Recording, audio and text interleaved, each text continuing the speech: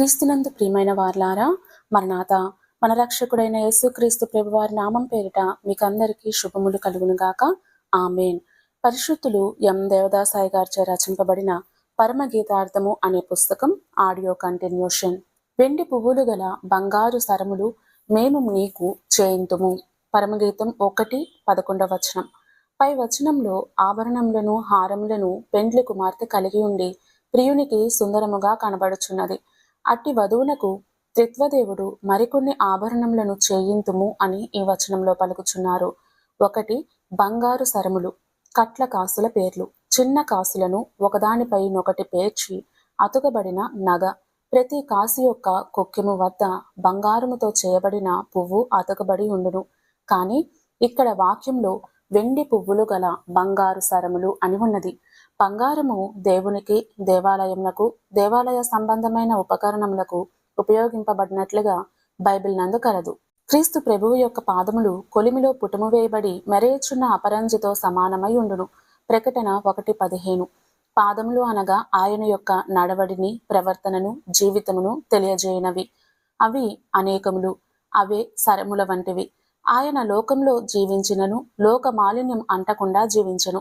క్రీస్తు నందున్న విశ్వాసి ఆయనతో సహవాసం కలిగి క్రీస్తు ప్రభువు విశ్వాసిని తనతో సమానమైన స్వారూప్యమునకు మార్చును. ఫిలిప్పీ 3:21. కొందరు ఎక్కువ, కొందరు తక్కువ స్థితులను సంపాదించుకుందరు. ఇవే క్రీస్తునందు విశ్వాసి సంపాదించుకున్న బంగారు సరములై ఉన్నవి. 2. వెండి పువ్వులు. ఈ బంగారు సరములపై వెండి పువ్వులు కలవు. వెండి అనగా విమోచనకును పరిశుద్ధతకును సూచన అయి ఉన్నది. మానవుని యొక్క పాప జీవితమును దేవుడు హిమము వలె శుద్ధి చేయును. యెషయా 1:18. క్రీస్తు ప్రభువు తన రక్తము వలన శుద్ధి చేయుచున్నాడు. 1 యోహాను 1:7. పరిశుద్ధాత్ముని వల్ల శుద్ధి నొందుచున్నారు. 1 తెస్సలోని 2:13. అనగా తండ్రి, కుమారుడు, పరిశుద్ధాత్ముడు పాపిని శుద్ధి చేయుచున్నట్లు చూచుచున్నాము. పువ్వు అనగా సంతోషము. త్రియేక దేవుని ద్వారా శుద్ధి చేయబడిన విశ్వాసి యొక్క అనుభవమే సంతోషకరమైన పువ్వు వంటిది. వాక్య అనుభవము, ప్రార్థనానుభవము, స్తుతి అనుభవము, సమర్పణ అనుభవము, సేవా అనుభవము, శ్రమానుభవము, కృపా వరముల వలన కలిగిన అనుభవము, సహవాసానుభవము మొదలగు వాటి వలన కలుగు సంతోషమే పుష్పముల వంటివి. విశ్వాసికి క్రీస్తునందున్న జీవితంలో వృద్ధి పొందిన కొలది పుష్పముల వంటి అనేక అనుభవములు కలుగును.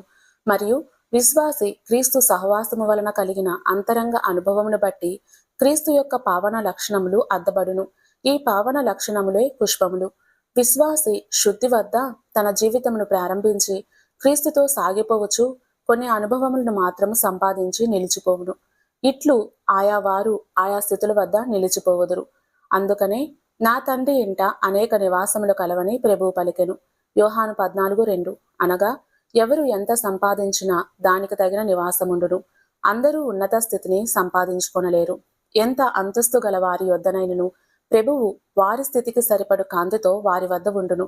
అయితే పెండ్లి కుమార్తె అంతస్తు గల విశ్వాసి శుద్ధి వద్ద తన జీవితంలో ప్రారంభించి పైన వ్రాయబడిన అనుభవముల అన్నిటినీ కలిగి సహవాస అనుభవంతస్తు వరకు పెరిగి క్రీస్తు యొక్క పావన లక్షణములను అద్దుకొనును. అట్టి స్థితి గల వారే పెండ్లి కుమార్తె అంతస్తు గలవారు. వెండి పువ్వులు గల బంగారు సరములు చేయించుట అనునది ఇట్టి వారి కొరకే. 3. మేము అన్నప్పుడు ఒకరికన్నా ఎక్కువ మంది ఉన్నట్లు తెలియచున్నది. తండ్రి, కుమార, పరిశుద్ధాత్మ అను ముగ్గురు ఒకరుగా ఉండి పనిచేయుచున్నారు. తండ్రి కాలంలో, కుమారుని కాలంలో, పరిశుద్ధాత్ముని కాలంలో ఒకరు ముగ్గురు, ముగ్గురు ఒకరుగా నుండి పనిచేయుచున్నారు. ఆదిలో సృష్టిని చేయనప్పుడు ఆది అందు దేవుడు భూమి ఆకాశములను సృజించెను. ఆదికాండం 1:1. దీనిలో ఒక్కరే పనిచేసినట్లు కనబడుచున్నది. కానీ ప్రతిదిన సృష్టిని పరిశీలన చేసినప్పుడు ముగ్గురుగా కనబడుచున్నారు. తండ్రి సృష్టిని చేయవలనని ఆలోచించెను, కుమారుడు పలికెను, పరిశుద్ధాత్మ సృష్టిని చేసెను. ఆదికాండం 1:1లో తండ్రి కనబడుచున్నారు. కానీ కుమారుడు ఇక్కడ బహిరంగంగా కనబడట్లేదు, కానీ వాక్యమై ఉన్నారు. యోహాను సువార్త 1:1-2. పరిశుద్ధాత్మ పని సృజించుటయే. యోబు 33:4.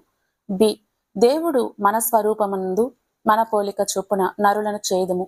ఆదికాండం 1:26. దేవుడు అన్నప్పుడు ఒక్కరు, మనము అన్నప్పుడు త్రిత్వము కనబడుచున్నది. ఆయన స్వారూప్యము అనగా ఆయన పావన లక్షణ రూపములతో చేసెను. పోలిక అనగా త్రిత్వము అనగా దేవుడు ఒక్కరు ముగ్గురు, ముగ్గురు ఒక్కరై ఉన్నట్లు మానవుడు కూడా త్రిత్వము అనగా ఒకరే ముగ్గురు, ముగ్గురు ఒక్కరై ఉన్నారు.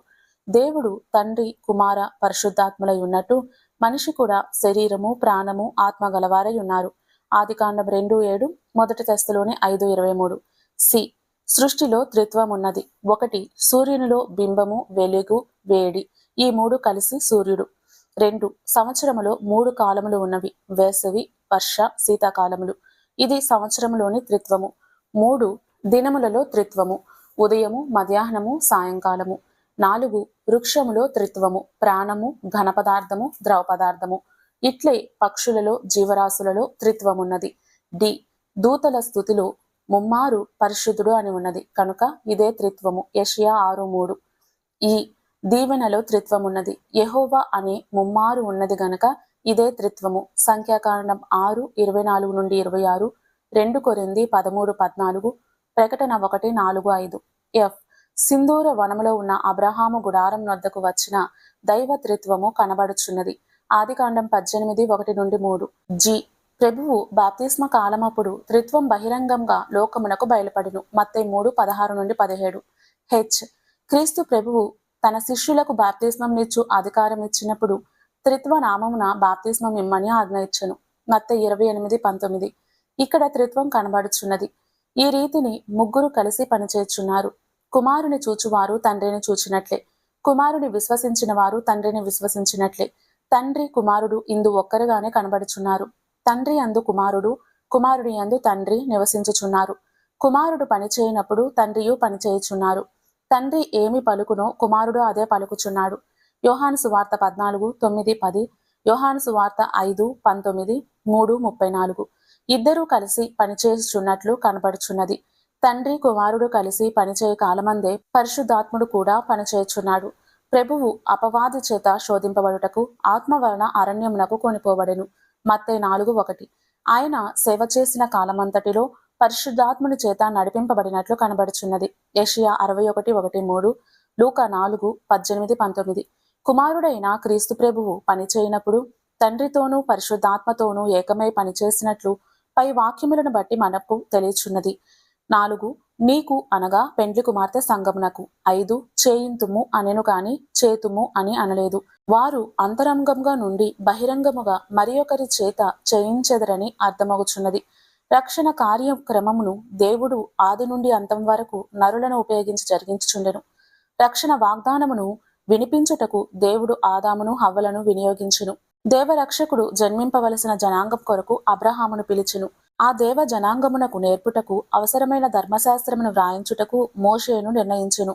ఆ రానయున్న క్రీస్తు ప్రభువు రాజులకు ప్రభువని తెలుపుటకు రాజైన దావీదు వంశమును స్థిరపరచెను. ఆ అదృశ్య దేవుడు మనుష్యుడుగా అవతరించుటకు పరిశుద్ధురాలైన కన్య మరియను నియమించెను. ఆ దేవ కుమారుడు వచ్చి ఆయనను వెంబడించి క్రైస్తవ సంఘమును భూమిపై స్థాపించుటకై 12 అపోస్తలులను పిలిచెను. ఆ సంఘం యొక్క సుందర స్థితిని అందరకు ప్రకటించుటకై పౌలును, పేతురును ఏర్పరిచెను. పరలోక మహిమను సర్వజ్ఞులకు కనపరచు ప్రకటన గ్రంథమును వ్రాయుటకు పరమార్థ జ్ఞానియగు యోహానును వాడుకొనెను. సంఘం యొక్క ఉన్నత స్థితిని స్థిరపరచుటకు సంఘకాలంలోని భక్తులను వినియోగించుకొనెను. దాచబడిన మహిమగల వేదరాజమగు బైబిల్ గ్రంథమును బయటికి తీయుటకు సింహపు గుండెగల హంస వంటి డాక్టర్ మార్టిన్ లూథర్ గారిని వాడుకొనెను.